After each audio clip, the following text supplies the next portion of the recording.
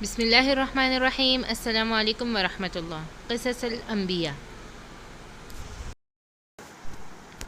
لفظ نبی عربی زبان کا لفظ ہے جس کے معنی ہے پیغام پہنچانے والا، خبر دینے والا، اعلان کرنے والا۔ ہر نبی رسول نہیں ہو سکتا لیکن ہر رسول نبی ہوتا ہے۔ بس انبیاء سے مراد وہ لوگ ہیں جو اللہ تعالیٰ کا پیغام انسانیت کے لیے لے کر آئے یا جنہوں نے اللہ تعالیٰ کے احکامات کو انسانیت تک پہنچایا۔ اب سوال یہ پیدا ہوتا ہے کہ اللہ تعالیٰ نے اپنے پیغام پہنچانے کے لیے انبیاء کا انتخاب کیوں کیا؟ جب سے اللہ تعالیٰ نے حضرت آدم علیہ السلام کو تخلیق کیا اور انہیں زمین پر خلیفہ بنایا تو تمام انسانیت کے لیے زندگی گزارنے کا ایک لازمی طریقہ بھی مقرر فرما دیا، لیکن افسوس کہ انسان بار بار اس بتائے ہوئی طریقے کی تردید کرتے ہوئے اس میں تبدیلی کر دیتے ہیں۔ لہٰذا اللہ تعالیٰ نے اس لیے انبیاء کو بھیجنے کا سلسلہ مقرر کیا کہ وہ خدا طریقے میں پیدا ہو جانے والے تبدیلیوں کی اصلاح کرے جن سے انسانیت بھٹک چکی ہے۔ اس طرح ان انبیاء پیغمبروں کی زندگی اس عظیم جہاد میں صرف ہو جاتی۔ نبوت اللہ تعالیٰ کا انتخاب اور چناؤ ہے۔ یہ کوئی ایسا عہدہ نہیں ہے جو کسی قسم کی جدوجہد یا محنت و عبادت سے حاصل ہو جائے۔ یہ صرف اللہ تعالیٰ نے اپنے مخصوص بندوں کو چن کر انہیں عنایت فرمایا۔ انبیاء بھی عام انسانوں کی طرح کھاتے پیتے اور دوسرے بشری تقاضے رکھتے، لیکن اللہ تعالیٰ نے انہیں گناہوں یا خطاؤں سے معصوم رکھا۔ انسان اپنی نادانی میں اس بات کو ماننے سے قاصر ہے کہ نبی کوئی بندہ بشر ہو۔ ان کے خیال میں پیغمبر کسی فرشتے کو ہونا چاہیے تھا۔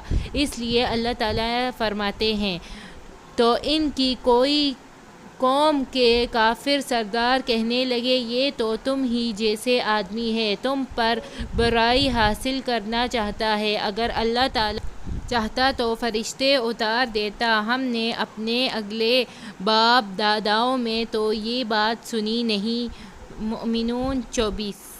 پیغمبروں کی بشارت و رسالت میں ہرگز کوئی شبہ نہیں، بلکہ ان کی یہ دعوت اس صداقت کی دلیل ہے، ورنہ اس بات کی کیا دلیل ہو سکتی ہے کہ انسان اپنے ہی جیسے انسانوں کے درمیان رہے اور ایسے معجزات جو دوسرے کے بس میں نہیں، یہ یقیناً اللہ کی طرف سے ہے۔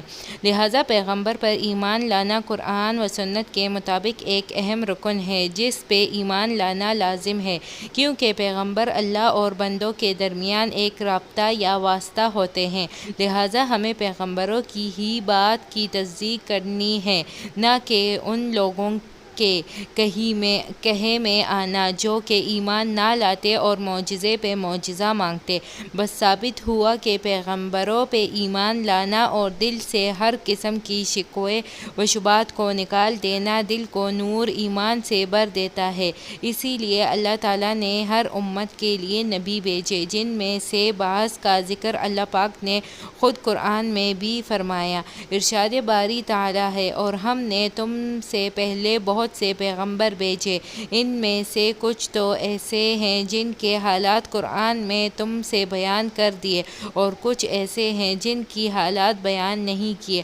المؤمنون 78۔ ایک روایت میں ہے کہ حضرت ابو ذر نے حضور اکرم صلی اللہ علیہ وسلم سے پوچھا، اللہ کے کتنے پیغمبر ہیں؟ آپ صلی اللہ علیہ وسلم نے جواب دیا، 1,24,000۔ پھر پوچھا، ان میں سے کتنے نبی ہیں؟ آپ صلی اللہ علیہ وسلم نے فرمایا، ان میں سے 313 نبی ہیں۔